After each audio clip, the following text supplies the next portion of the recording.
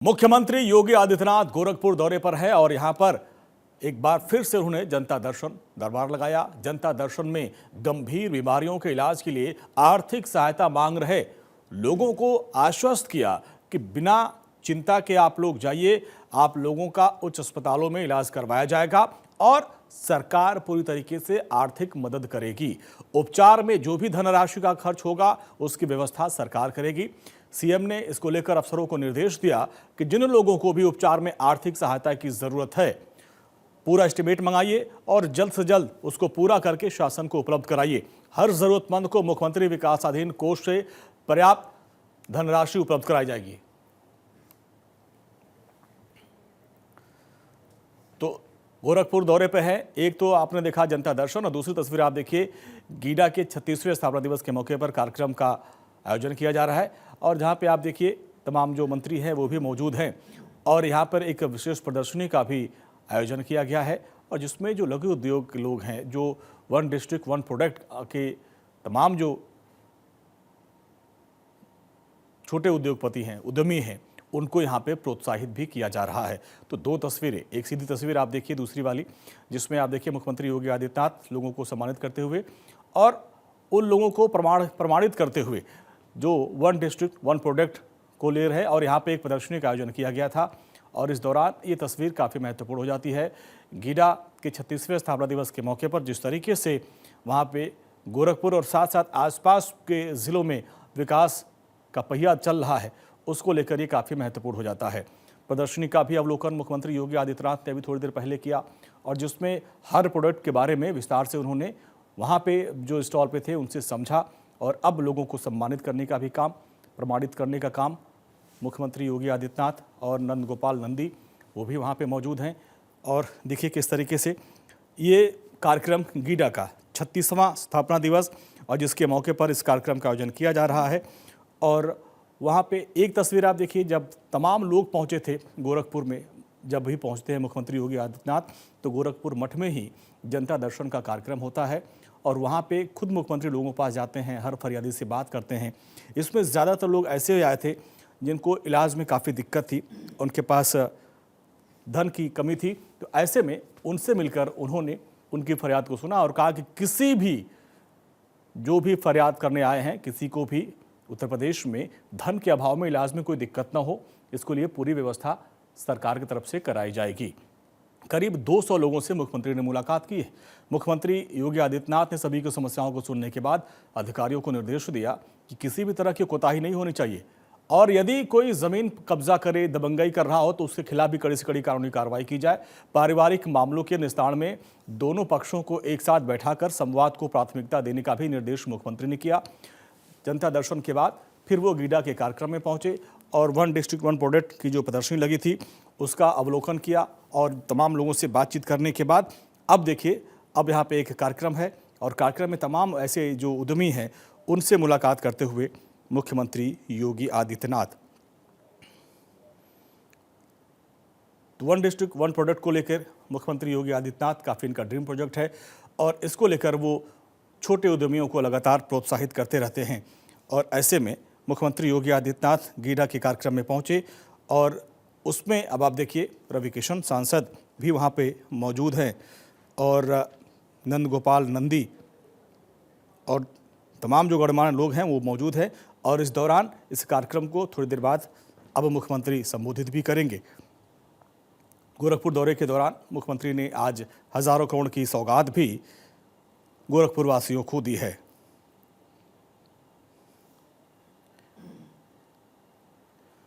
तस्वीरें आप सीधी गोरखपुर से देख पा रहे हैं। दो तस्वीर में आपको दिखा रहे हैं कि किस तरीके से एक तरफ तो जनता दर्शन का कार्यक्रम, इसके बाद फिर गीडा के 36वें स्थापना दिवस के मौके पर जो कार्यक्रम है, अब मुख्यमंत्री वहां पर पहुंचे हैं, उनका संबोधन होगा और लोगों को प्रोत्साहित करेंगे।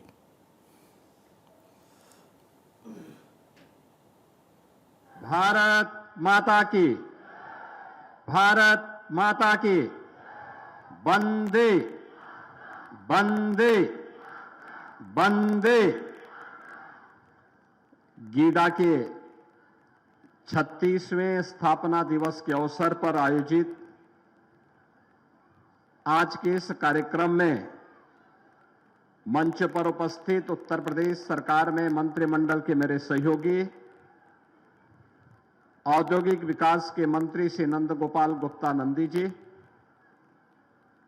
सूक्ष्म लघु मध्यम उद्यम विभाग के मंत्री श्री राकेश सचान जी, गोरखपुर के लोकप्रिय सांसद श्री रवि किशन जी, जिला पंचायत अध्यक्ष श्रीमती साधना सिंह जी, माननीय विधायकगण श्री प्रदीप शुक्ला जी, विपिन सिंह जी, फतेह बहादुर सिंह जी, महेंद्र पाल सिंह जी, श्री श्री राम चौहान जी, श्री राजेश त्रिपाठी जी, विधान परिषद सदस्य डॉक्टर धर्मेंद्र सिंह जी, भारतीय जनता पार्टी के जिलाध्यक्ष श्री जनार्दन तिवारी जी, महानगर संयोजक श्री राजेश गुप्ता जी, आज के इस कार्यक्रम में उपस्थित गीडा के हमारे सभी उद्यमीगण, लाभार्थीगण, सहजनवा और पिपरोली गोरखपुर ग्रामीण से जुड़े हुए हमारे सभी उपस्थित कार्यकर्ता बहनों और भाइयों, गोरखपुर औद्योगिक विकास प्राधिकरण का आज 36वां स्थापना दिवस है। इस अवसर पर मैं सभी गीडा परिवार को, यहां के उद्यमियों को, यहां के कार्मिकों को और पूरे गोरखपुर वासियों को मैं इसके लिए हृदय से बधाई देता हूं, अपनी शुभकामनाएं देता हूं।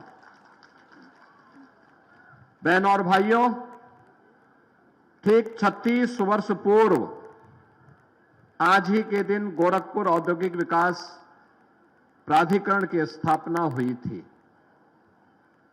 लेकिन स्थापना के साथ ही इस पे कुछ बीमारियों ने भी हमला प्रारंभ कर दिया था। 1989 से लेकर के 1998 तक औद्योगिक गतिविधियां गीडा में लगभग शून्य रहीं। धरना प्रदर्शन चलते थे, गोलीकांड होते थे, अव्यवस्था चलती थी, न सरकार का विजन था और न ही यहां पर कोई कार्य करने की इच्छा शक्ति। परिणाम, गीडा तो चल नहीं पाया था, लेकिन गोरखपुर का खाद कारखाना बंद हो गया था। गोरखपुर में इंसेफ्लाइटिस की बीमारी कहर बनकर के पूर्वी उत्तर प्रदेश के बच्चों को निगलती हुई दिखाई दे रही थी, लेकिन देश के अंदर जब प्रधानमंत्री मोदी जी का यशस्वी नेतृत्व प्राप्त हुआ, आज हम नए बदलते हुए भारत को देख रहे हैं। तो बदलते हुए भारत में उत्तर प्रदेश अपने आप को पीछे नहीं कर सकता है और उत्तर प्रदेश ने भी तेजी के साथ, भारत के बदलाव के साथ अपने आप को तैयार किया।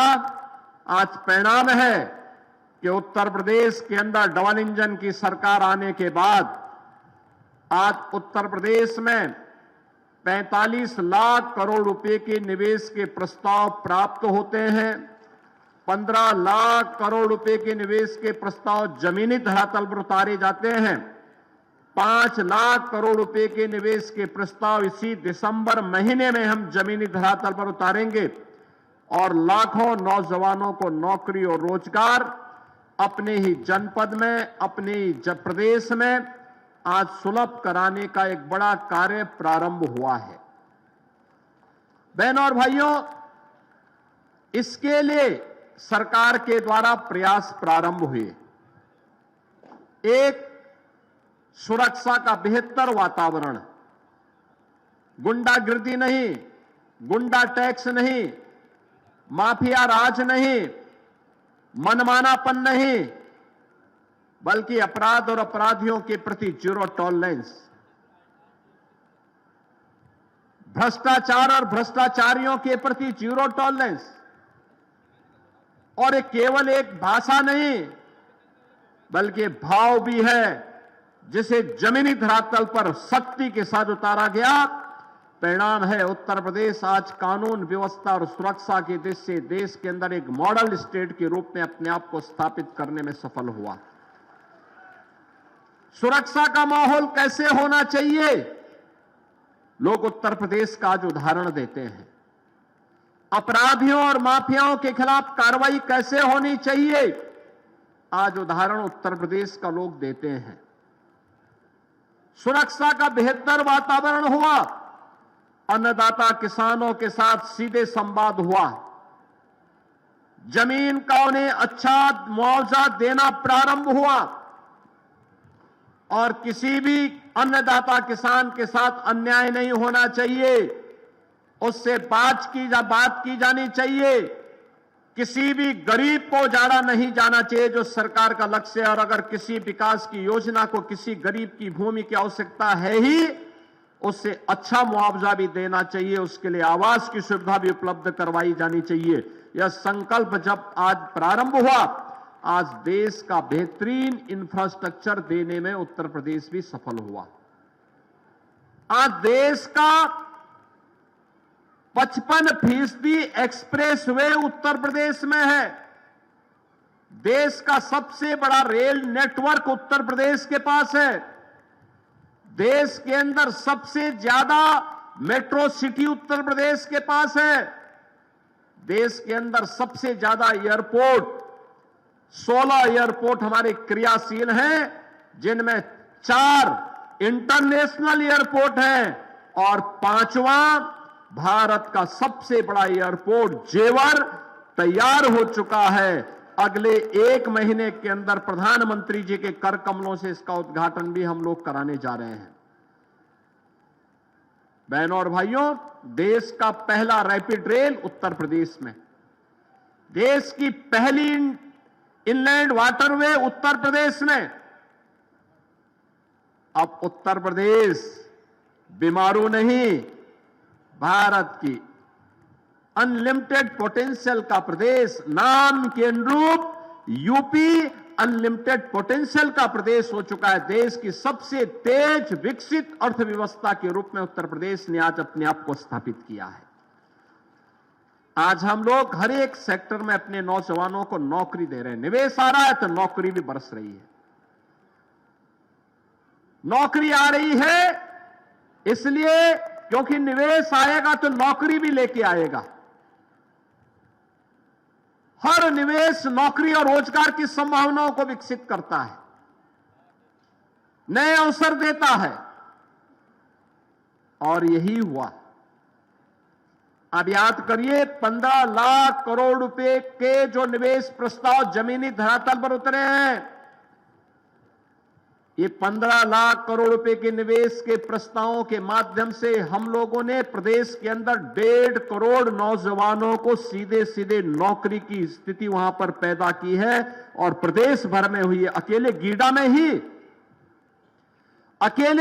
में ही लगभग 40,000 नौजवानों को नौकरी मिली है अकेले गीडा में। यह है परिवर्तन। बहनों और भाइयों, करने की इच्छा शक्ति होनी चाहिए। और परिणाम है कि पिछले 8 वर्ष में, पहले 8 वर्ष पहले उत्तर प्रदेश में क्या स्थिति थी? पहले प्रदेश में होता था जाति के नाम पे लड़ाओ, भाषा और क्षेत्र के नाम पर बांटो, तुष्टीकरण की नीति पर चल करके अराजकता पैदा करो, उत्तर प्रदेश के सामने पहचान का संकट पैदा करो, वैमनस्यता पैदा करके उत्तर प्रदेश में कर्फ्यू जैसा माहौल पैदा करो। यही पिछली सरकारों की सोच थी। यही तो सपा और कांग्रेस करती थी, यही वे दल करते थे जिन्हें सत्ता में जब आने का अवसर मिला, प्राप्त हुआ।